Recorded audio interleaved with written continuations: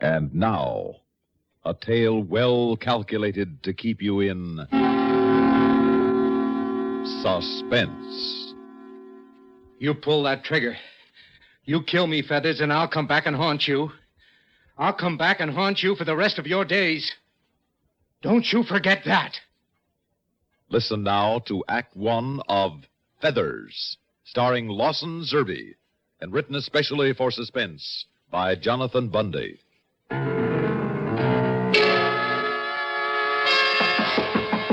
Pete! Pete! Come on, Pete, open up. I know you're in there. Hey, Andy, sit, open up. I gotta bust down this lousy door. Okay. All right, now, what's the gag? What's the idea of trying to make out like you wasn't here? Because I thought maybe it was you, Feathers. Yeah, it's me. I want to know where you been. Why you ain't been out collecting for me? Why I gotta Well. Now, look at that.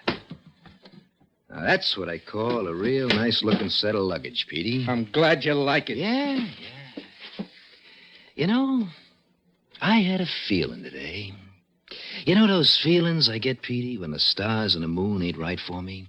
Like that astrology, that star reader said? The one I go to have my fortune told? Oh, that's just a lot of superstition, Feathers. Oh, well, you call it superstition, huh? When one of them lucky horseshoes I got fell off the wall this morning, when all of a sudden this lucky rabbit's foot here starts kicking around in my pocket, you call that superstition? Yes, I do. Well, I don't. Because they told me something was wrong, Pete, so that's why I come up here looking for you. And what do I find? Instead of you out on a job, you're locked up in here with all this nice new fancy luggage. So what? And all full up, too. Now, how about that? You thinking of maybe taking a little trip, Petey boy, huh? Oh, come on. Now, you wouldn't be keeping any secret from your old pal Feathers, would you? But a guy that picked you up off of the bread line, knocked some of those hick ideas out of your head, showed you how to make yourself a little easy dough here in a big city? Now, you wouldn't be holding out on me now, would you, Petey? Oh, wait, come on, I asked you, kid. You think you're going someplace? Yes! Oh, you do, I'm going on back to Kansas, and I'm going to face up to it and admit that I couldn't make an honest go of it here in the city. I'm leaving just as soon as I can finish packing here. Well, that's what you think, but... Nobody walks out on me, you understand? But nobody. I'll kill you first, Petey. You understand that? I'll kill you. Oh, no, you wouldn't. You'd be too scared that I might come back and haunt you. What? Yeah. You better think about that, hadn't you? No, because that's something I don't believe in. Now, you better believe in one thing. I'm through with all this, Feathers, and I'm getting out. Oh, you are. Huh? You're too good for this kind of work, huh? Is that it? If I'd had sense enough to realize what a rotten, crooked business this money-lending racket of yours was going to turn out to be. Now, listen, you two-bit punk. You was tickled silly for a chance to hook up with me, and you know it. Oh, sure, at first. Because I was all alone. I was broke and I was hungry. I didn't even have a place to sleep. That's right. I was so down and out I didn't know what else to do. Yeah, well, you're eating plenty good now, ain't you? You got a place to sleep. You got lots of fancy clothes. What else do you want? I want to get away from this filthy racket of yours. What do you mean, racket? Yeah, racket. In the beginning, it looked as though maybe you were doing a favor to some of those poor people who didn't know how to go out and borrow from a bank or from some place legitimate. What if you did charge them 15, 20% on a loan? You were giving them a hand, helping them out, tiding them over. That's right. Sure. So I was glad to go out and help collect for you because I thought you were okay. And I didn't even blame you too much when you'd beat up on some of those stumblebums. Those winos who never figured on paying you back. But when you started pyramiding on them, on the people who really needed help when they couldn't pay off right away, charging them 30%, 50%, 100%. And then when you told me I had to beat up that lame kid, the newsie, because he couldn't come up with the dough. Oh, did you? Did you rough him up and get the money out of him? No. Oh, I know you didn't. That's another reason I come up here, to find out why you didn't. Because I tell you, Feathers, I'm through. I'm going on back home where I can live it decent again. That's where you're wrong, Petey. You can't stop me. Can't I? Now, you listen to me, Buster. And look at this. You pull that gun on me. Who said anything about a gun? You see this? You and your crazy superstition. You can call it anything you want, Petey, but when I found this rabbit foot, I found you the same day. I knew I was lucky. You think that rabbit's foot had anything to do with it, or all those horseshoes you keep around? I know they did. That's superstition. I told you call it anything you want. But they and you got me started in the big dough and ain't never let me down, see? And they ain't gonna let me down now. And that means that you are staying around with them to keep my good luck coming in. No. Now get out of here so I can finish packing up and leave. Now, wait a minute. Back to Kansas, huh? Yes, or maybe of course. down to the DA's office, Wow, huh? Because wait you a got minute. wind that he's investigating this racket all over town. You heard about that? No, That's it. So maybe you thought that you'd get out by turning schooly, huh? No, I never even thought of it. No, but now you're thinking about it, ain't you? Oh, yeah, I can tell just by looking at that silly map of yours. Oh, you're crazy. I'm getting out of here. It's all right now. So if you'll just... What? You better put down those bags, Petey. Put away the gun, Feathers. Get out of my way. You hear me, Buster? You're staying right here. Feathers, you pull that trigger. You think I wouldn't? You pull that trigger. You kill me, Feathers, and I will come back and haunt you. I'll come back and haunt you for the rest of your days. Now, don't you forget that. Now, get out of my way. Oh, you want it, don't you? You're really asking for it. You think maybe you could scare me, don't you? Well, you can't, because you ain't leaving here. Now, you set down them bags, and you listen to me. You hear me set them down. Now, I warned you, Petey. Out of my way. Oh, no, you don't. Swing on me again, Feathers. I bet I will. No, you won't.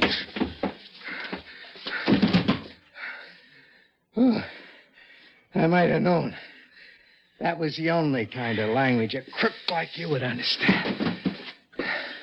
Yeah, I guess I was wrong, Petey, wasn't I, huh? Pulling this gun on you? You were plenty wrong. Won't you listen to me just for a minute, huh, Petey? Sorry, I'm leaving. You gonna turn your back on the one guy who tried to help you, Petey? Tried to help me. Now, you shouldn't do that, kid. You shouldn't turn your back. So long, Feathers. Good luck. Hold it, Pete. You're too late. Am I? Oh. Cross me, will you? You lousy two-bit punk.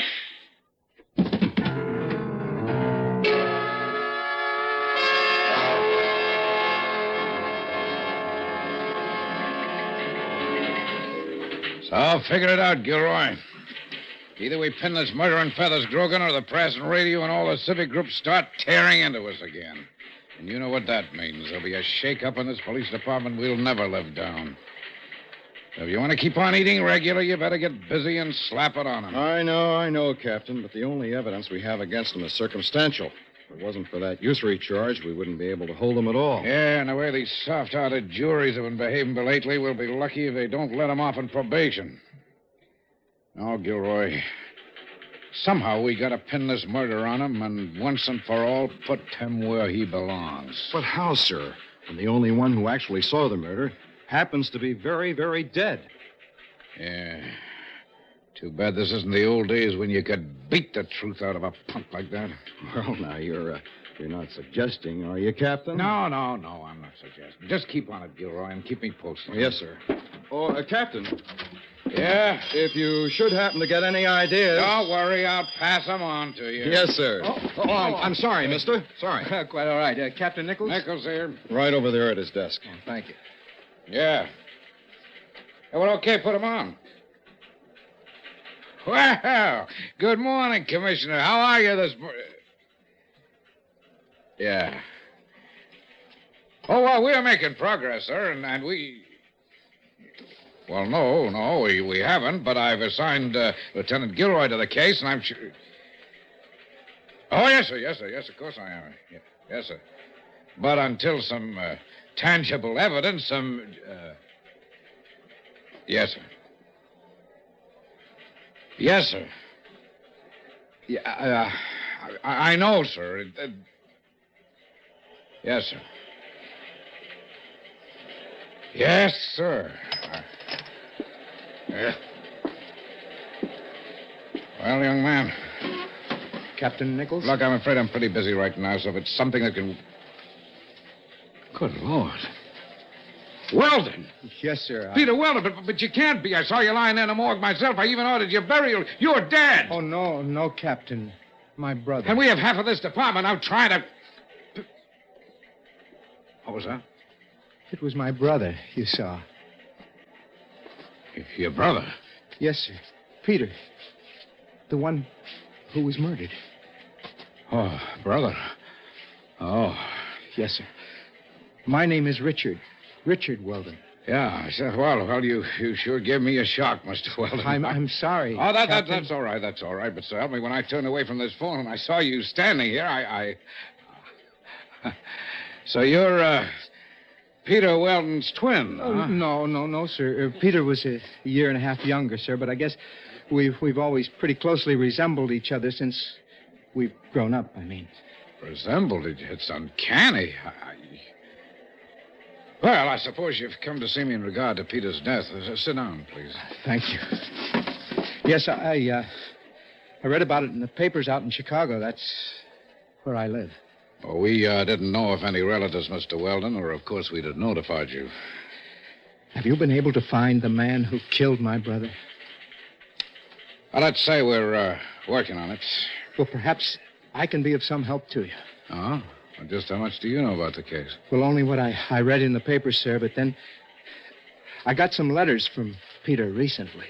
Yeah? Yes, you see, after leaving the old farm out in Kansas after our parents died, Peter and I went to Chicago, where I live now. Yeah?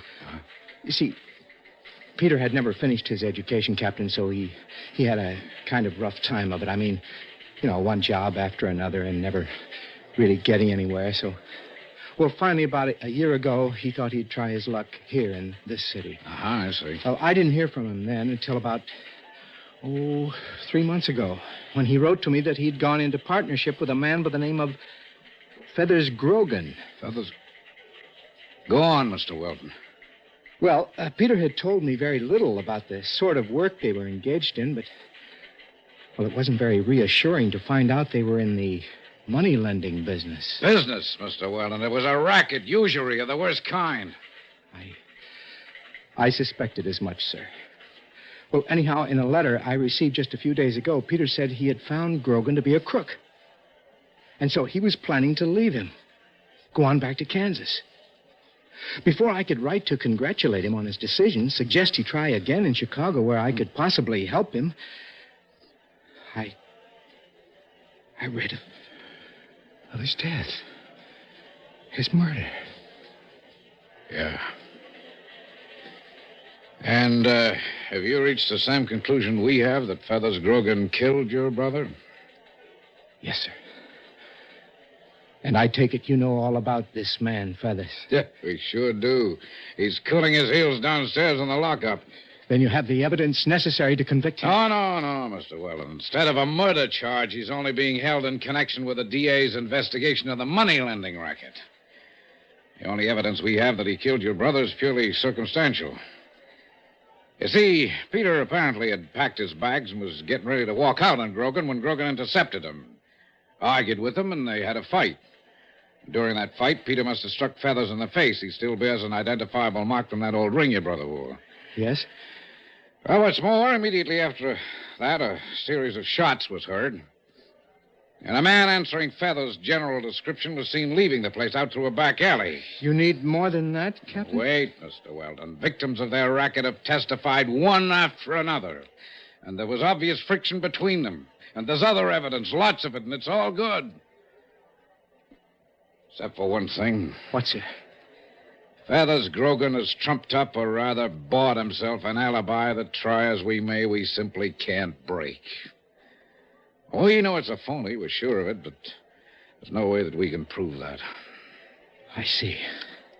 So we're at a standstill. At least you have him locked up, though. And what'll happen? He'll pay a little fine, perhaps even get a short prison term for his loan shark practices, but so far as your brother's murder is concerned, he's going to get... Wait a minute. Yeah? Wait. Yes, sir, yes. Superstitious. What?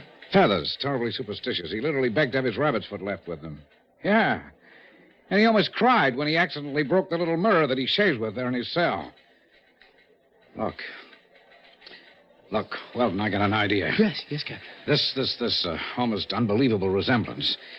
And I know it sounds fantastic, but it just might work. Yeah, well, what is it, sir? Look, I'm going to have him transferred right away. There's one cell down there that's completely isolated from the rest. And that's where I'll have him put, because in that particular cell, he can be watched without his knowing it. Watched and listened to. Now, if we should pick the proper time, say like at midnight, when all the ghostly, supernatural things we hear about that he believes in are supposed to happen. And if you're willing to cooperate, Mr. Weldon. Yes, sir. Tell me, you believe in ghosts? What? Of course not. Maybe you will, sir. After tonight. All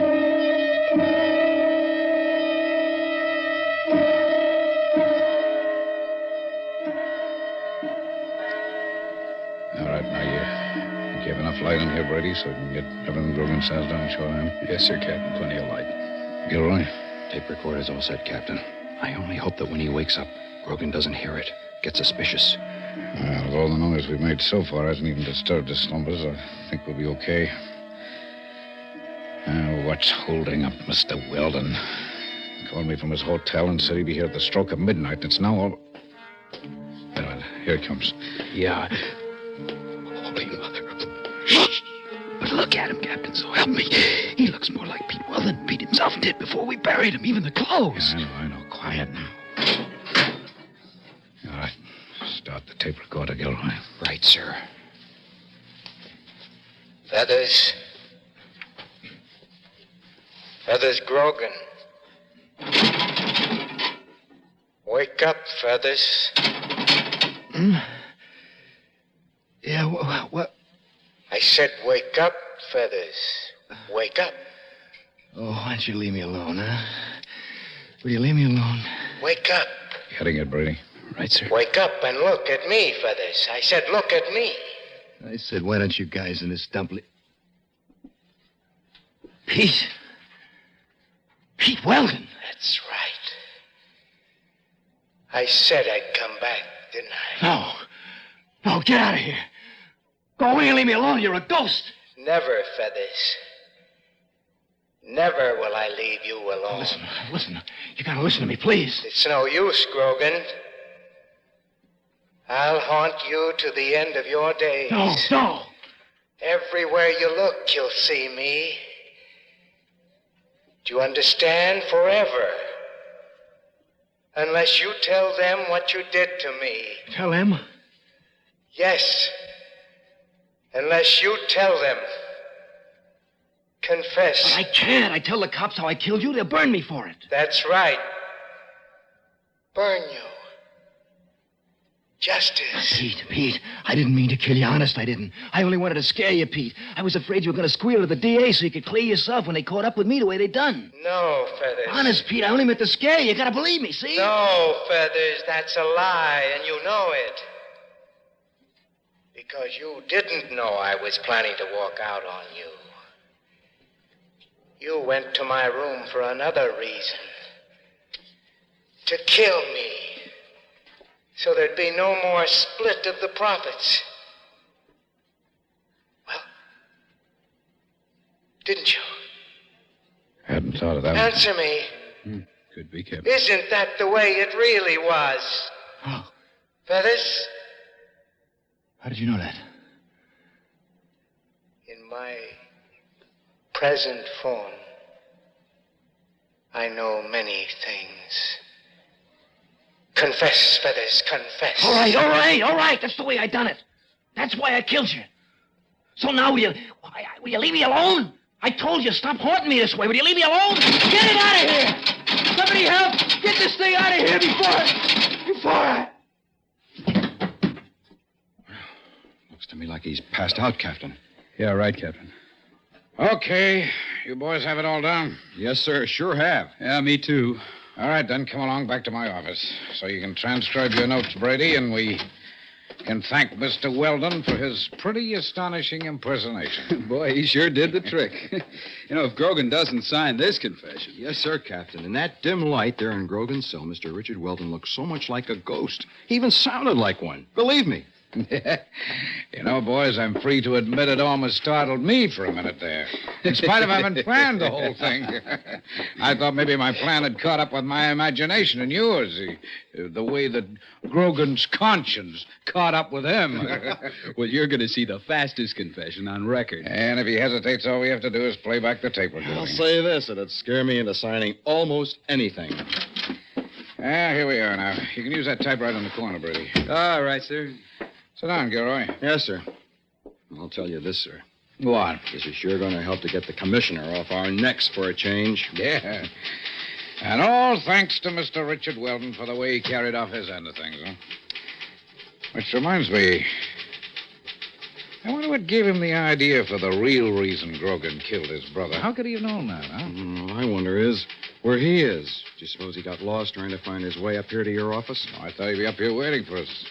Hope he didn't just go on back to the hotel. Maybe I'd better go downstairs and take a look for him. Yeah, good idea. Also, maybe you better look in on Grogan and make sure he's recovered from his little fainting spell. Yes, sir. You want me to take that? No, I'll get it. Hold it a minute, Brady, will you? Yes, sir. Nichols here. Captain Nichols? Yeah? This is Richard Weldon. Yeah, I know. Say, where'd you go to, Mr. Weldon? We were just about to go down to look for you. I'm sorry, Captain. I'm terribly sorry. Sorry? Well, I certainly don't see why. Well, I mean that I couldn't get there tonight as promised. That you couldn't do what? That I couldn't get down to the jail, sir. You see, as I left my hotel on the way down there, I started crossing the street, and I'm afraid I was a little careless. I got run down by a taxicab. But, Mr. Weldon, you... Yes, I banged up my leg a bit, and I'm calling now from my room here at Valley Hospital. Valley Hospital? Yes, sir. Oh, I see. But I'm in good hands, sir. They've taken x-rays, and I'm sure it's nothing at all serious. So, if it's all right with you, Captain, we can do the ghost act for Grogan, say, tomorrow night. Captain? Why, that won't be necessary, Richard. What, sir? Not necessary? No. You see, someone else did the job for us. Oh, now, really? You must be joking. Who could possibly have done a job like that? Your brother, Peter.